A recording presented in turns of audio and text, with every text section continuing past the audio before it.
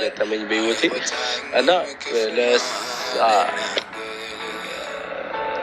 ስልክ አልጠቀምም በጣም ከባድ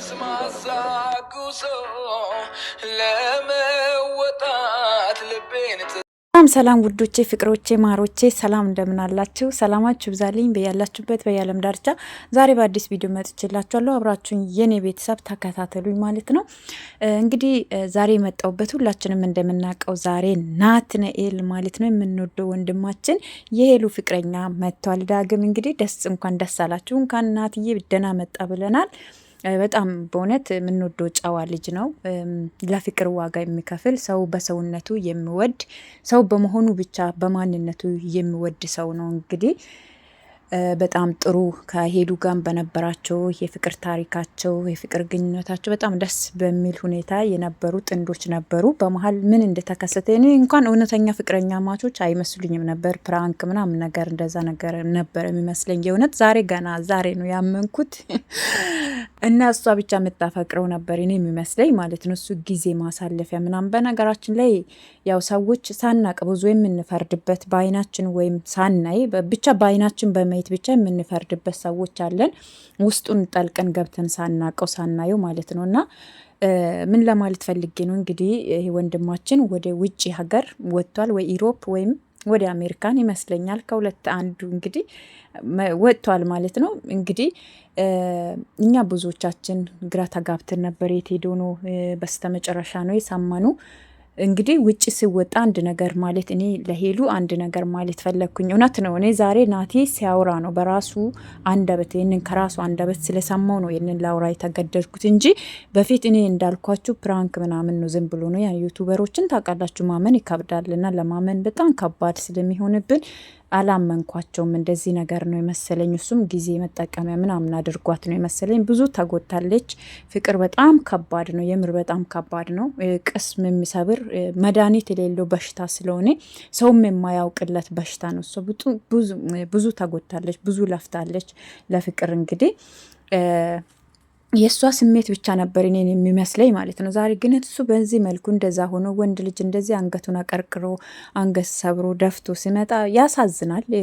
እንግዲህ የነገር ተፈጥሯል። ሄሉ ማለት የሚፈልገው ሴቶች አንዳንድ ጊዜ ማለት ነው በአንቸኩል ጥሩ ነው። አንቸኩል ለነገሮች የምንወደውን ሰው ቶሎ ተስፋ ቆርጠን ያ ሰው ትተን ሌላ ሰው ወደ ሌላ ሰው አሁን ሄሉ ከሌላ ሰው ጋር ጀምራ ሳይሆን ግን ከብዙ ሰው ጋር የዩቱብ ባህሪም ስለሆነ እየሰራች እንጂ እሱን ረስታው አይመስለኝም። ምክንያቱም ሴት ልጅ ደግሞ አንዴ ወደደችውን ቶሎ ከልቧ መውጣት ችሎታም አይኖራትም፣ ሁላችንም እንደምናውቀው። እና አንዳንድ ጊዜ በአንቸኩል ቸኮለች በጣም ሄሉ ማለት ነው። መጠበቅ አንድ አመት እንኳን 2 አመት ቢሆነው ይህ ልጅ እያወራ አይደለም ከሷ ጋር በስልክም ላይ ብዙ ችግር ደርሶበት ይሁን የትኛውም ሀገር ላይ ማለት ነው። እውነት ለመናገር ለምን አሁን አሜሪካን በጣም እንደ ትልቅ ነገር አድርጋችሁ የምታስቡ ዩሮፕ እንደ ትልቅ ነገር አድርጋችሁ የምታስቡት ምናልባት ገንዘብ ልዩነትን ያለው ገንዘብ እንትን ነው ብዛት ሊከፈልላቸው ይችላል። ነገር ግን ሁሉም ሀገር ራሱ የቻለ ባህል ራሱ የቻለ ችግር አለው ማለት ነው።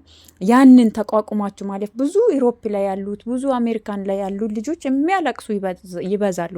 ሜዳ ላይ ወጥቶ የቀሩ ብዙዎች እንትን አብዛኛው ጊዜ እንደ አረብ ሀገር ምናምን እንደዚህ በግልጽ ይፋ ስለማይሆን እንጂ ብዙዎቻቸው ኦፍኮርስ ይቸገራሉ በጣም ማለት ነው። ቀኝ እስከሚይዙ አፈር ደች በልቶ ነው 3 አመት 4 አመት 5 አመት ሰርቶ ራሳቸው ቋንቋ ለምዶ ከብዙ ወጣ ወረድ በኋላ ነው ቀኝ የሚይዙ ማለት ነው። በበረሃ የሚገባል ብዙ ነገር አለ። እና ምን ለማለት ፈልጌ ነው፣ መቸኮል ጥሩ። በተለይ ስደት ላይ ላለው ሰው ስደትን እንትን ተስፋ ቆርጣችሁ ቶሎ ብላችሁ ወደ ሌላ ውሳኔ አትግቡ።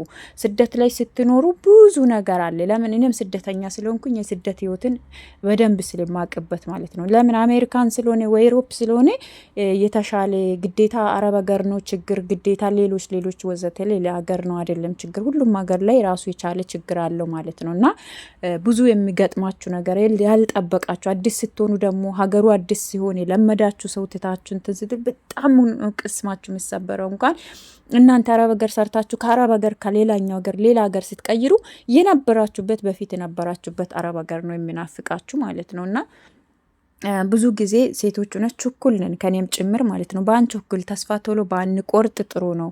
እሷም ቶሎ ብላ ስለሱ እንደዚህ ሚዲያ ላይ አውጥታ በጣም ብዙ ከእናቷም ጋር ሆና ብዙ ነገር ሰርተዋሉ ማለት ነው። ሄሉ በጣም እያለቀሰች ክዶኛል፣ ትቶኛል፣ እንዲህ ነው ምናምን ብላ በጣም ልቧ በጣም ተሰብሮ ነበር።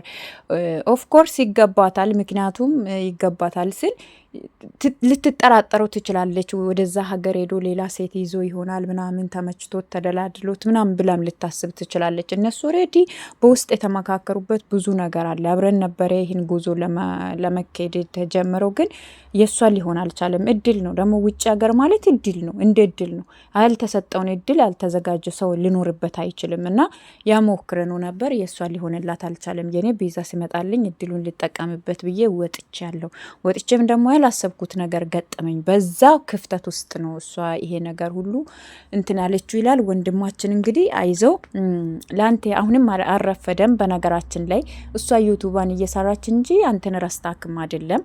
እኔም ማለት የምፈልገው ጠንከር በል አንተ የእውነት የምትወዳት ከሆነ አሁንም አልረፈደም። ምክንያቱም እሷ ኢቭን እንኳን ሌላ ፍቅረኛ ብኖራት ራሱ የመጀመሪያ ወይ አንተን ረስታክ አይደለም።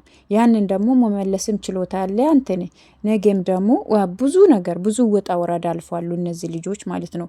ይህንንም ጊዜ በማሰብ አሁንም ቢሆን እድል ስጣት ናቲ ማለት ነው። ናቲ አሁንም አልረፈደም። ለእናንተ ለፍቅራችሁ ጊዜ ይህን አይል ተስፋ ቆርጥ የምትመጣበትም ስራ እሷ አልሰራችም። ሴት ልጅ ናት፣ ትጎዳለች፣ ትሰበራለች። ከአንተ ጋር ሳለፈችው ጊዜያቶች ሁሉ ይሰማታል፣ ታስታውሰ። ልክ አንተ እንኳን ወንድ ልጅ ሆነ እንደዚህ አንገትና ቀርቅር እንደዚህ ልብ ተሰብሯል። እሷ እንኳን በገዛ ሀገሯ ውስጥ ሆና ከቤተሰቦቿ እየኖረች እናቷ እንኳን በእሷ ምክንያት ምን አይል እንደተሰቃየች በቃ ድሮም ቀጭናት የበለጠ በቃ በጣም እንትን ሆና በሽተኛ ሆና ነበር። እውነት ሄሉ ማለት ነው። እና ስሜቷ ማለት የነበረችበት የእሷ ስሜት የተረዳችሁ ሰዎች ማለት ነው። እና ሰው በቦታው ሲሆን ነው። ሴት ልጅ ናት። ሴት ልጅ ደግሞ ቶሎ ተስፋ ትቆርጣለች፣ ቶሎ እንትን ትላለች። በቃ ያን ሰው ላለማጣት ስትል ብዙ ነገር አለና የእናንተ ፍቅር ደግሞ ዛሬ እሷ እንደዛ ሆነች ማለት ይቀራል አይደለም። ብዙ የፍቅር ታሪክ እንትን ብላችኋል እናንተ ማለት ነው። እኔ ሁሉም የሚሰሩት ለፕራንክ ብቻ ነበር የሚመስለኝ ስለ እውነታ ማለት ነው። እና አሁን ናቲ እንኳን ሲያወራ እንደዚህ ሆኖ ሲያወራ በጣም ያመንኩትም ማለት ነው። ሄሉ ግን በጣም ቸኩለሻል፣ በጣም ችኩል ነሽ ስለ እውነታ ማለት ነው። አቹኪ በቃ ለነገሮች ተቸኩላለች። ሴቶች ስንባል ይሁን አንዳንዴ እርጋታ ረጋ እንበል። ለውሳኔም የትኛውም ነገር ላይ ለመግባት የመጀመሪያ ህይወት እርግጠኛ ሙሉ በሙሉ እርግፍ አርጋችሁ ካልተዋችሁ ከውስጣችሁ ካልወጣ ሌላ ሰው ጋር ግንኙነት አትጀምሩ፣ የፍቅር ግንኙነት አትጀምሩ። ያ ሰው ሙሉ በሙሉ ከህይወታችሁ አሽቀንጥራችሁ ዳግም ላትመለሱ በቃ ያን ሰው አልፈልግም ያ ውስጤ ላይ የለም የምትሉ ከሆነ እርግጠኛ ከሆናችሁ እንጂ ከሌላ ሰው ጋር ሌላ የፍቅር ታሪክ የፍቅር ግንኙነት ታሪክ ሊኖራቸው የሚገባው እንጂ እንደዚህ ዝም ብሎ ብድግ ብሎ በስሜት በንዴት ሆኖ በመጥፎ በንዴት ውስጥ እንደዚህ የሚባል ቃል አለ አባባል። ብዙ በተናደዳችሁበት ብዙ መልስ አትመልሱ፣ ብዙ በተናደዳችሁበት ቃል አትግቡ የሚባል ነገር አለ። ለማንኛውም ውዶች እንግዲህ በሌላ ቪዲዮ እመለሳለሁ። ሌላም ቀን በደንብ አርጌ በደንብ አውርቼ እንትንላለሁ። ዛሬ ግን ለዛሬ ዝጋ በቃለሁ። አብራችሁኝ ስለተከታተላችሁኝ ሁልጊዜም ወዳችሁና ፈቅዳችሁ ስለምታበረታቱኝ እጅግ አድርጌ አመሰግናለሁ። በሌላ ቪዲዮ እስክንገናኝ ቸር ቆየን። ባይ ባይ።